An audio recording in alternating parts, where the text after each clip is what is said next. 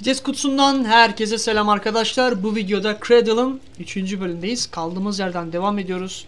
Geçtiğimiz bölümde İda ile birlikteydik. İda'yı çalıştırdık, parçalarını taktık ve İda'nın aslında bir android olmadığını, bir insan olduğunu, geçmişte bir salgın olduğunu ve bu yüzden insanların bu tip robot bedenlerde hastalıktan, salgından etkilenmesin diye yerleştiklerini, bilinçlerini bu bedenlere aktarıldığını öğrendik. İda da bunlardan biri. Ve şimdi nefes çipini, nefes modülünü almamız gerekiyor ki nefes refleksini yerine getirebilsin. Onun için de bizim Luna Park'a gitmemiz gerekiyormuş. Evet. Şimdi Luna Park'ta, aha da şurada. Biz peki oradan nasıl geçeceğiz? Herhalde koşa koşa geçeceğiz. Şurada ne var? Bir şey var.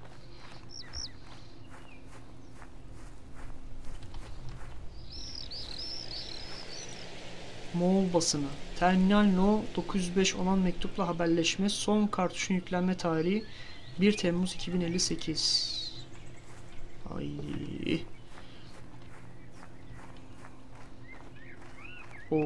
Orada da ne vardı Elmoj'da? Peki çitlerin nereden geçeceğiz? Bir malumat yok galiba. Oğlum ne manyak yer lan. Bayağı tasarlanmış yani. Ve şey, bu arada 2076 ama yani çok da büyük ahım şahım bir cyberpunk havası yok. İşte bilmem ultra süper teknolojik aletlermiş falan yok. Böyle hafif bir ileri gitme var. Ne kadar çok zaman geçmiş olsa da, gizsiz olsa da Desperatoxin Contaminate. Desperatoxin diye bir şey içeriyormuş ilerisi. Onun ne olduğunu bilmiyorum.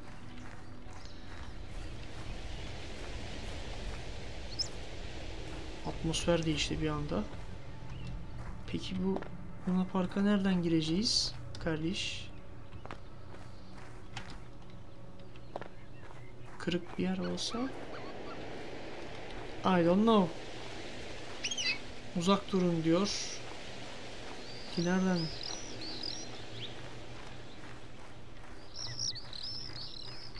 Dayı.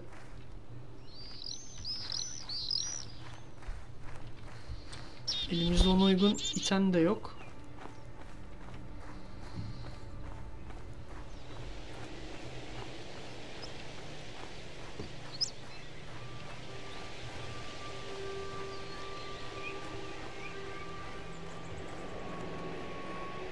Aha, şurada bir yol mu var?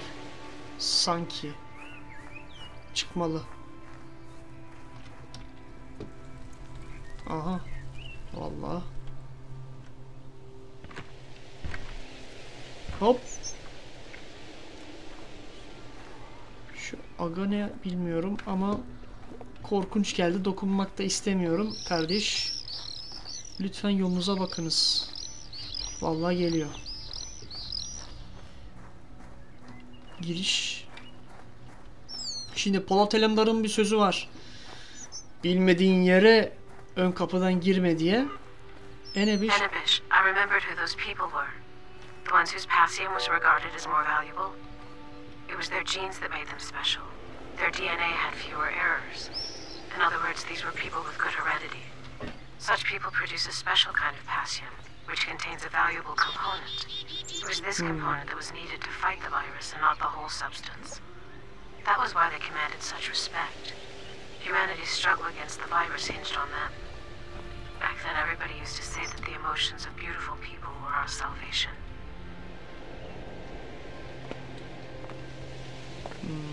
Genler.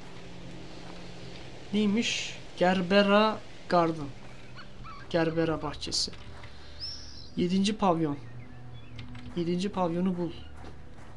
Vallahi geldik abi. 7. pavyon. 7. pavyon ne ya? Şuradaki yazan yazılar mı? O zaman şuralarda 8 burada.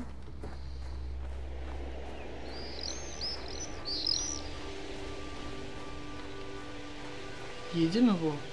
Bu da. Yukarıda galiba. Çünkü bu 8 ise. Dur bakın. Şuna mı basacağım? Oha. Abicim bulmuşsunuz asansörü. Evet. Sonsuz kumlar. You're at the location. Hold on. I'll try to open the doors. Aç bakayım. Helal. Affedenler bu işe yarıyor işte.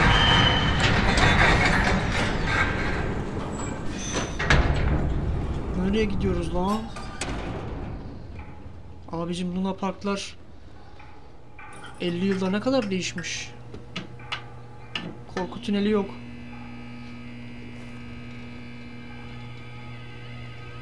Aman aman.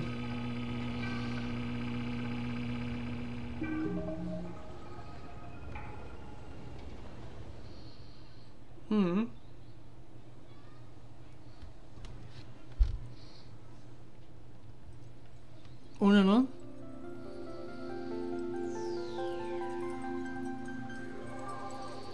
Ha, nefes modülü bu.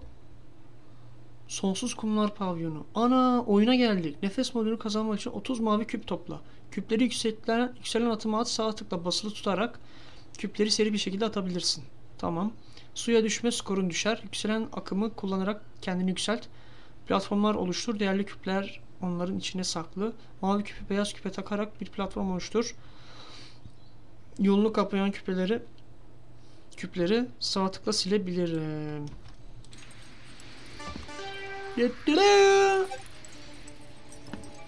Mavi küp alacağız ve oraya mı atacağız? Başlıyorum. Oba, hop beraber gördün mü? Ha bak buradan iyi bilgilere ulaşabiliyoruz. O zaman şunu atıyorum. Evet bak oldu. O ne lan? O ne oğlum? Onun.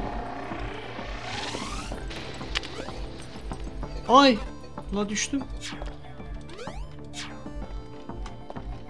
Ha o şey mi? Küpleri mi yok ediyor? Atalım. Dur. Ana. Dojladı la. Dojlama varmış. Şöyle itemimizi de alabiliyoruz.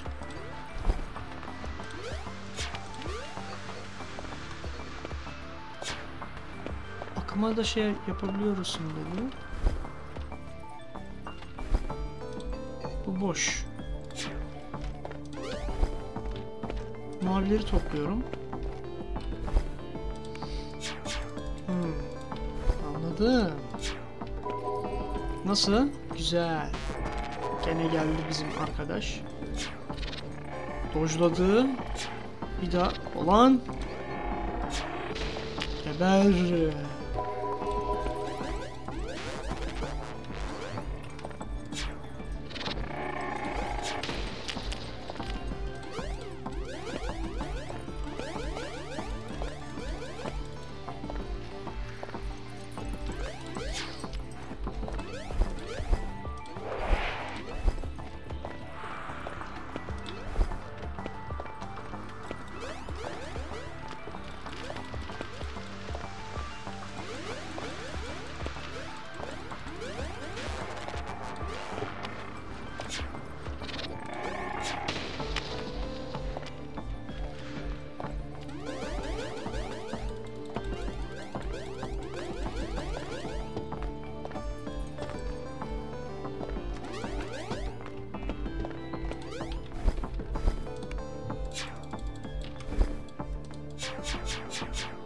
Yolla. Oh. Allah Allah. Bak dayı. Aa. Ulan gitsene.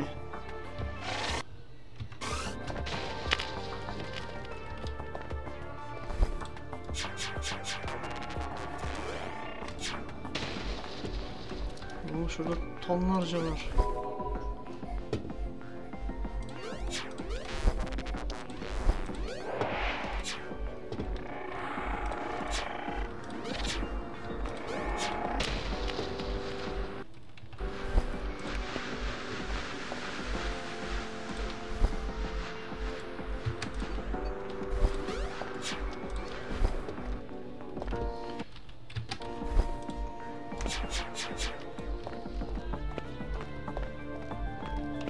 Kırmızı ne lan? Hiç dokunmayacağım bile.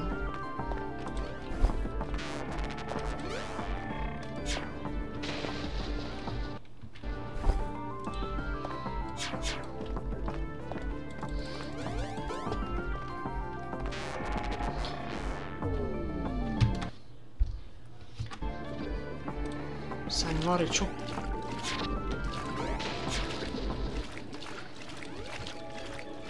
Allah seni alsın.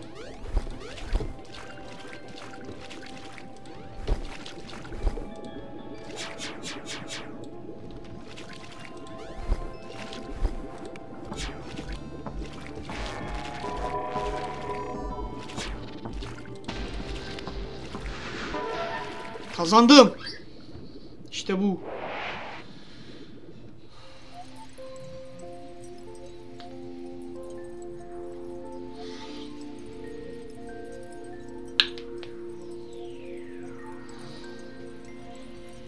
Evet. Nefes modülünü aldım. İda. Ayda, ıyda. Neyse.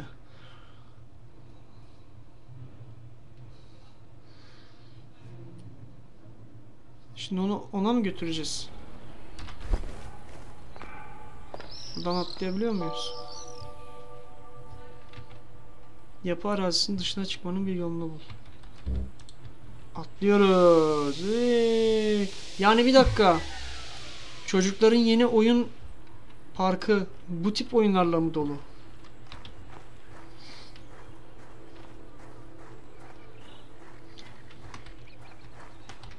Bakalım buraya bir daha dönecek miyiz? I don't know whether this would be useful, but there were people that were dubbed outsiders.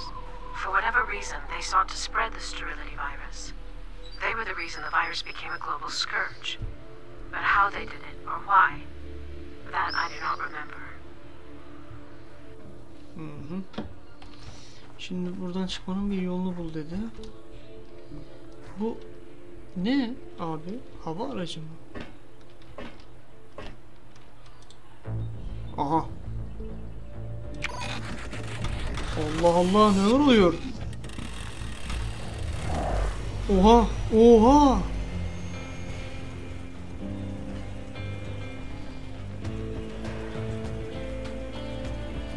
Gidelim.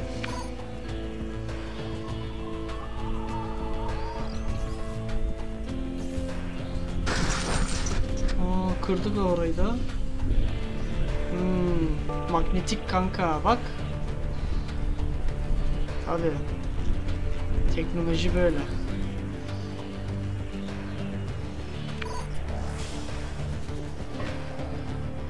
Anladım.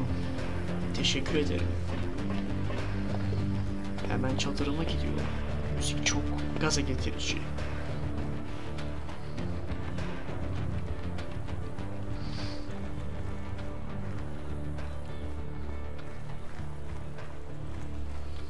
Görev tamamlama hissi. Niye donuyorsun öyle? Niye takılıyorsun? Ola senin amacın nedir? Sen ne diyorsun? Sen ne istiyorsun? Kapıyı aç. Benim kapı kapalıydı. Niye kimse biri açmış? Did you bring the module? Yes. Yes. How do I install it? There should be a pipe inside the chest. A trachea. The air passes through it, so you need to connect the module to it somehow. All right.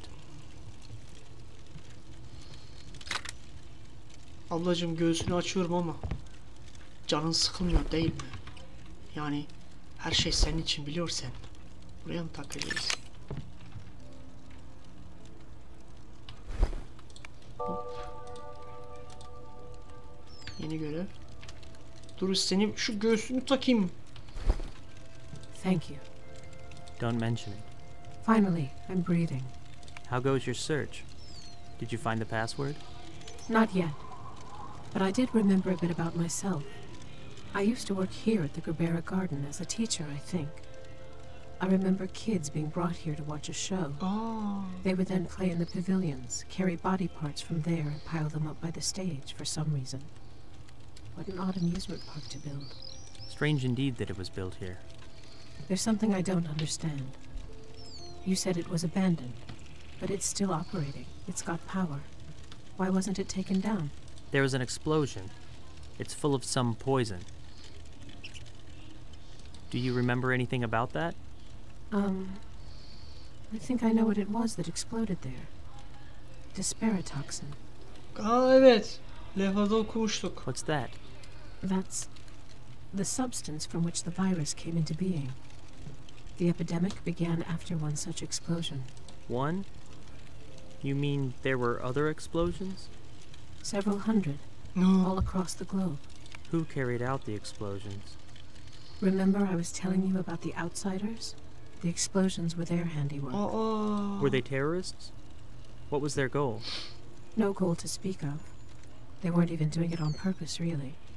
Simply, sometimes their passium capsules would explode in their chests, spontaneously. The emotions-generated substance was the cause. What was wrong with it? It had a dangerous component, bitter passium. It's a kind of dark liquid which may suddenly turn poisonous and explode. Those people were carrying a bomb in their chests. It wasn't their intention to massacre thousands of people and strip the entire race of the ability to procreate, but that's what happened. But how are they different from the others? Genetic defects. The more defects in the DNA, the more bitter the passium becomes. Outsiders were at once pitied and feared. Nobody wanted to live next to a time bomb.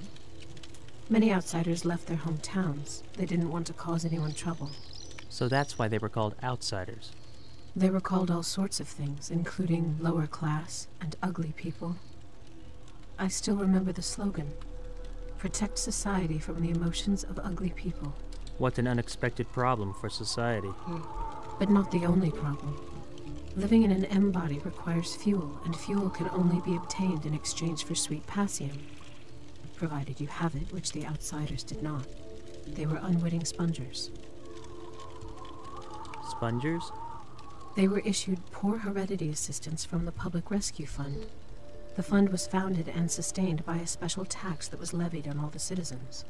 First and foremost on the beautiful elite. A lion's share of the reserves went towards supporting ugly people. Thus, they became a constant headache, not only spreading the virus, but also draining the rescue fund. Those ugly, poisonous spongers. It was their emotions that were poisonous. Uglies are dangerous merely by living and feeling, in that they deprive the rest of any hope of returning to the way things were.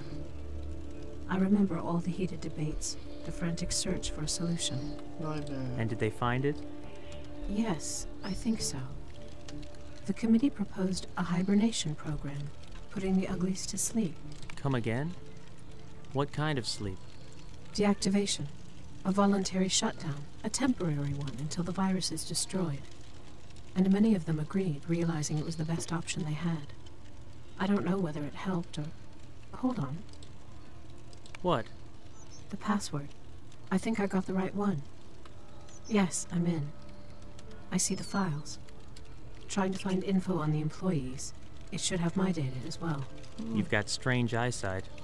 Why's that? You see virtual files. I wouldn't refuse regular eyesight either. It's all dark, but I can't figure out what's broken. This screen on your face. It's broken. It's called a look screen.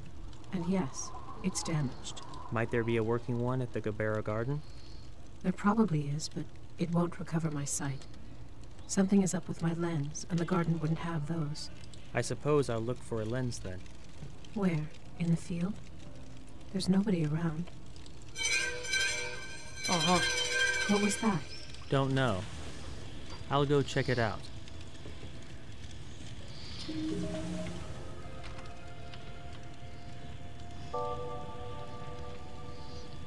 Bir hava aracı manyetik yol istasyonuna park etmiş. Aracın makinesiyle konuş. Ablamızın göğsünü takalım da şimdi sıkıntı olmasın. Oo, her şeyini çıkar. Neyse. Gidelim. De. Nerede makinist acaba? Oradan. Hele bakayım sen ne diyorsun?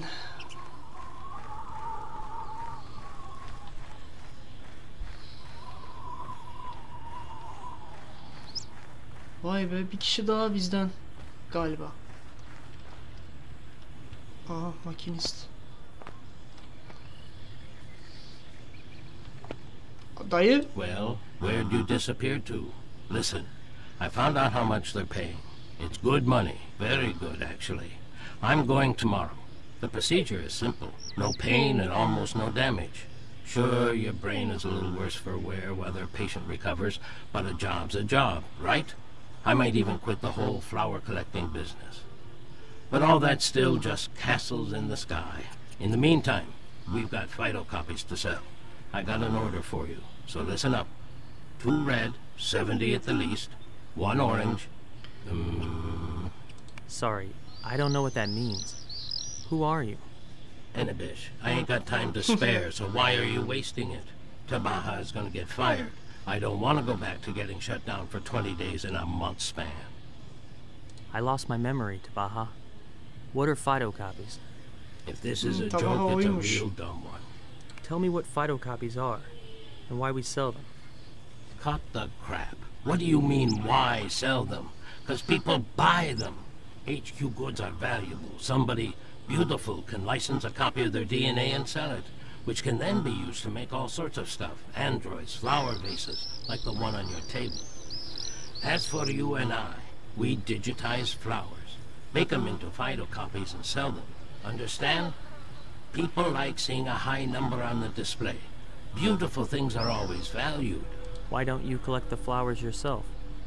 Are you mocking me? I've had enough of that. My head still ain't right after the last time. You're the weirdo around here, strolling right alongside the enclosure without any harm. I'm just an old miserable outsider, pretty damn useless too. Oh, Then outsider. again, I'll be healing beautiful folks soon. Guess there's some use left in me yet. Heal them from what? I told you, their emotions are all gone. They walk around like zombies, blinking vacantly. Treatment is in full swing. Donors are needed. Donors of what? What else? Immunity. Turns out the elite are more susceptible to panic. Some kind of burnout in their heads.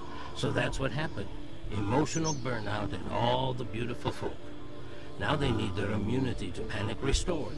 But that immunity needs to come from somewhere, right? And who is it that endures panic best? Who are you gonna turn to? I don't know. The uglies? Bingo! But see, nearly all the uglies have been put to sleep, so now they're being woken up. Fine, Tabaha. So, you want me to pick some flowers? No, damn it, not pick some flowers. If you go and pick the first flowers you see, feel free to stuff them right up your nostrils. Who's gonna buy those? What I need is the prettiest flowers you can find. I'm not really an expert on aesthetics. Amazingly, today you're even weirder than usual. Look, you take the genometer, go up to the flowers and measure their beauty. I need 2 red gaberas with a 70 HQ or higher, no lower. 1 orange, 80 or higher, and 1 yellow, 90 or higher. Make sure to measure only fully open flowers, else the phytocopier will jam up and cleaning it is a pain. Aim at the center of the flower, lest it close up before you're done measuring. Once picked, digitize it with the phytocopier, then pack everything. Pack into what? Same as always, into a box of covers. Alright, that sounds doable. I'll be back in 3 hours. What do you want for the job? Want me to bring back food? I need a lens. For a female embody. A lens won't help that vase of yours. It was already barely functioning when your late grandfather bought it up in Bayang Hangkor. Ain't nothing you can do. It's a cheap, pirated copy. Let it go. It's Bring me the lens, Tabaha. fine, I'll bring it. But I want you to know that you're slowly losing your marbles out here. You should move to the city. I'll be sure to do that. Just one more question. Shoot. What is that number on your chest? What does it mean? Ha! Good one. Seriously, I didn't see it coming. All right, I'm off. Tons to do and the weather is getting nasty. Get yourself a hat. A warm one, made of fur. Know what I'm talking about? Tavahada demek buymuş. O da İda gibi robot bedene geçmiş. Ne diyek? Allah'a ısmarladık dayı. Evet, manyetik. Evet, Nabukadnezar gibi. Şimdi çiçek mi toplayacağız gerçekten? Oh my god.